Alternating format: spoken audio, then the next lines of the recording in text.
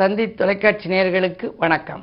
நல்லதை சொல்வோம், நல்லதை செய்வோம், நல்லதே நடக்கும். இன்று 27/10/2023 வெள்ளிக்கிழமை. உத்திரட்டாதி நட்சத்திரம் காலை 9:18 வரை, பிறகு ரேவதி நட்சத்திரம். இன்றைக்கு நான் உங்களுக்கு சொல்ல இருக்கிற நல்ல கருத்து தமிழின் பெருமை.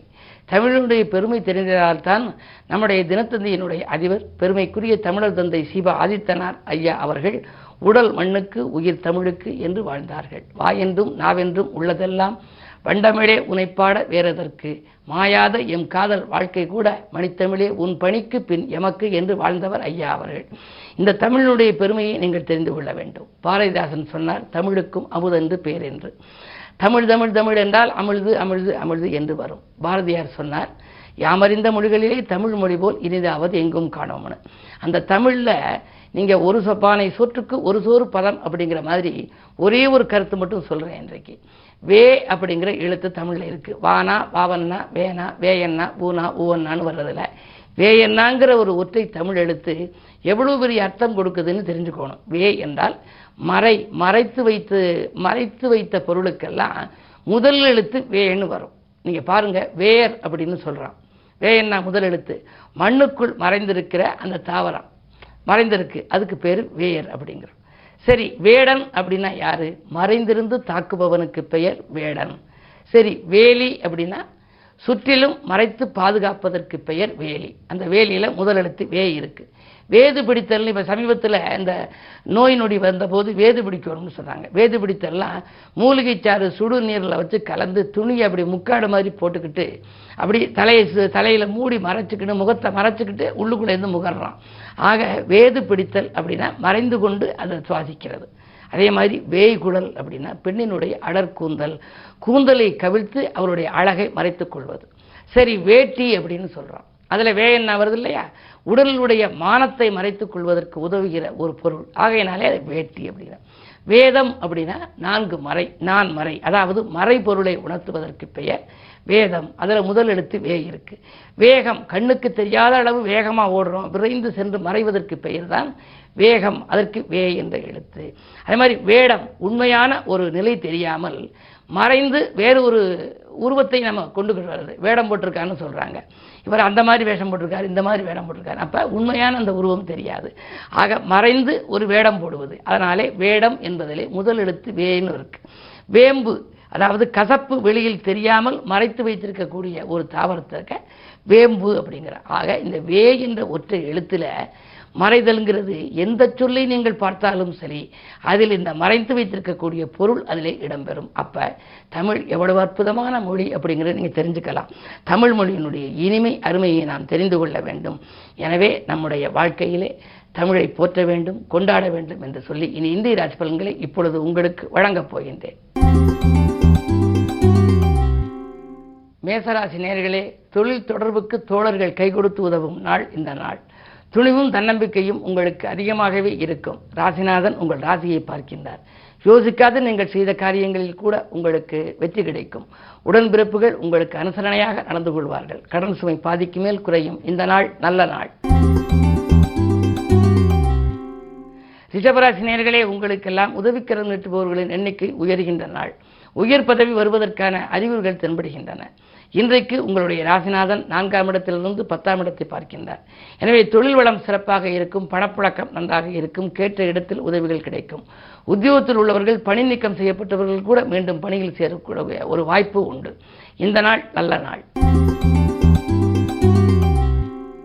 மிதுன ராசி நேயர்களே, உங்களுக்கெல்லாம் முட்டுக்கட்டைகள் அகல முயற்சி எடுக்கின்ற நாள். முன்பின் தெரியாதவர்கள் கூட உங்களுக்கு உதவிக்கரம் நீட்டுவார்கள். அதே நேரத்திலே உங்களுடைய வாழ்க்கையிலே நல்ல மாற்றங்களை இன்று வரவழைத்துக் கொள்வீர்கள். அஷ்டமத்திலே சனி இருக்கிறார், அவர் பலம் பெற்று விட்டார். எனவே யார் நண்பன் யார் பகைவன் என்பதையெல்லாம் அறிந்து கொள்ள அனுபவ ரீதியான ஒரு முயற்சிகளில் இன்று நீங்கள் ஈடுபடுவீர்கள். உங்களுடைய ராசிநாதன் புதன் பஞ்சமஸ்தானத்தில் இருப்பதால் பிள்ளைகளால் உங்களுக்கு பெருமைகள் சேரும். படித்து முடித்து வேலை இல்லாமல் இருக்கும் பிள்ளைகளுக்கு இன்று வேலை கிடைத்து அதன் மூலம் உதிரி வருமானம் வருவதற்கான அறிகுறிகள் கூட தென்படுகின்றன. இந்த நாள் உங்களுக்கு ஒரு யோகமான நாள். கடகராசி நேயர்களே, உங்களுக்கெல்லாம் அயல் நாட்டிலிருந்து அனுகூல தகவல் கிடைக்கும் நாள். உத்தியோகம் சம்பந்தமாக நீங்கள் ஏதேனும் முயற்சி செய்திருந்தால் பணிபுரியும் இடத்தில் மாற்றம் செய்ய நினைத்தவர்களுக்கு இன்று நல்ல மாற்றம் வரலாம். அலைச்சலுக்கேற்ற ஆதாயம் உண்டு. உடன்பிறப்புகளிடம் கொஞ்சம் விட்டு கொடுத்து செல்வது நல்லது. ஏனென்றால் செவ்வாய் பலம் கொஞ்சம் குறைவாக இருக்கிறது. கூட பிறந்தவர்கள் உங்களுக்கு நன்மை செய்ய வேண்டுமானால் நீங்கள் கொஞ்சம் விட்டு கொடுத்து செல்ல வேண்டும். அதே நேரத்தில் ராகு பலம் நன்றாக இருக்கிறது. பூர்வீக சொத்து பிரச்சனைகள் அகலும். பாகப்பிரிவினர்கள் சுமூகமாக முடியக்கூடிய விதத்திலேயே கிரக நிலை இருக்கிறது. சிம்மராசி நேயர்களே, உங்களுக்கு சந்திராஷ்டமம். எதை செய்தாலும் உங்களுக்கு இன்று யோசித்து செய்ய வேண்டும். மனக்குழப்பங்கள் அதிகரிக்கும். யாருக்கேனும் பொறுப்புகள் சொன்னால் எச்சரிக்கையாக இருக்க வேண்டும். அதை நிறைவேற்ற இயலாமல் போகலாம். அதே நேரத்தில் உறவினர் பகையும் அதிகரிக்கும். உத்தியோகத்தில் உள்ளவர்கள் சக ஊழியர்களிடம் கொஞ்சம் அனுசரணையாக இருப்பது நல்லது. மேலதிகாரிகள் உங்கள் கருத்துக்களை ஏற்றுக்கொள்ள மாட்டார்கள். பொதுவாக போராட்டம் அதிகரிக்கும் இந்த நாளில் கிழமை வெள்ளி என்பதனாலே அம்பிகை வழிபாடு இன்பம் வழங்கும். கன்னிராசி நேயர்களே, உங்களுக்கு சொந்த பந்தங்களின் ஒத்துழைப்பு கிடைத்து மகிழும் நாள். சொத்துக்களாலும் உங்களுக்கு ஆதாயங்கள் உண்டு. சிறுக சிறுக சேமித்த பணத்தால் செலவுக்கு பயன்படும் விதத்தில் உபயோகப்படுத்திக் கொள்வீர்கள். ஆனால் 2இல் சூரியன் இருக்கின்றார். இதிலும் அவசரம் காட்ட வேண்டாம். அதே நேரத்தில் ஆன்மீக நாட்டம் உங்களுக்கு அதிகரிக்கும். புகழ்பெற்ற ஆலயங்களுக்கு சென்று வழிபட்டு வர வேண்டும் என்று நினைப்பீர்கள். உங்களுடைய சிந்தனைகள் இன்று வெற்றி பெறக்கூடிய நாளாகவே அமைகின்றது. துலாம் ராசி நேயர்களே, உங்களுக்கு தொழில் வளம் சிறப்பாக இருக்கும். ஆனால் கோபத்தின் காரணமாக சில நல்ல வாய்ப்புகளையும் இழந்து விடுவீர்கள். சூரிய பலம் கொஞ்சம் வலிமை இழந்திருப்பதனாலே அரசு அதிகாரிகள் அல்லது அரசு வழியில் சில தொல்லைகளை சந்திக்க நேரிடலாம். கவனம் தேவை. யாருடன் பேசினாலும் இணக்கமாக பேசுவது நல்லது. அதே நேரத்தில் 6இல் ராகு இருப்பதால் பொருளாதாரத்தில் ஒரு நிறைவு ஏற்படும். வாங்கல் கொடுக்கல்கள் சரளமாகவே இருக்கும். 4இல் சனி இருப்பதால் ஆரோக்கிய தொல்லை மட்டும் உண்டு. கவனம் தேவை.